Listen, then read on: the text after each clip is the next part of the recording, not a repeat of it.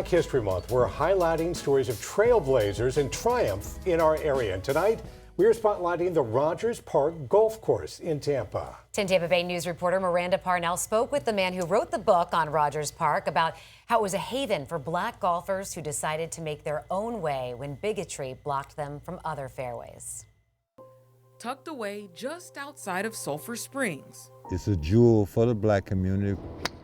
Sits a golf course born during segregation in the early 1950s and built bit by bit out of sheer love for the game. They saw white guys playing golf and they wanted to play themselves. Eventually, with determination and the sweat and tears, they decided to build their own. Lionel Ballard probably knows Rogers Park Golf Course better than anyone. And they built this by hand, so I showed you a memorial, and that was the group of guys that did that in between their jobs and raising their families. Ballard watched the golf course grow into what it is today, getting his own start there as a child after knocking around too many balls in his neighborhood. My dad said, you're gonna eventually break somebody's window, so they need to get you to the golf course. The rest is history. Literally, Ballard has been at Rogers Park Golf Course ever since, eventually writing a book on the course's history and detailing what black golfers and caddies had to endure just to play. They had to fight dogs off to come down 30th Street just to come to the golf course. And that's how cruel some of the whites in the community were. And Ballard says the course continued to grow, gain popularity, and eventually became a stop on a tour for black golfers called the Chitlin Circuit Tour. But regardless of their success and skill level, some nearby neighbors couldn't see past the color of their skin. Certain places wouldn't feed them. Certain hotels they couldn't stay in. I mean, these guys were top-notch players and they had money. Riding around the golf course today, Ballard still remembers the days when a pavilion, park, and baseball field sat on this land, making it a community refuge for black folks in Tampa.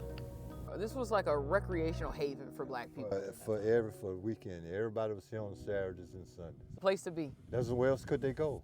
Rogers Park wasn't just ahead of its time when it came to overcoming hurdles with race in the sport. In the 1950s, the course also launched a women's league. Very few golf courses had women leagues, especially when black women. You imagine black women back in the mid-50s playing golf?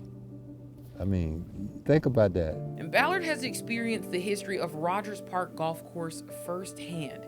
He's documented it, and now he's been honored with his own area underneath the tree he's been sitting near since he was 7 years old.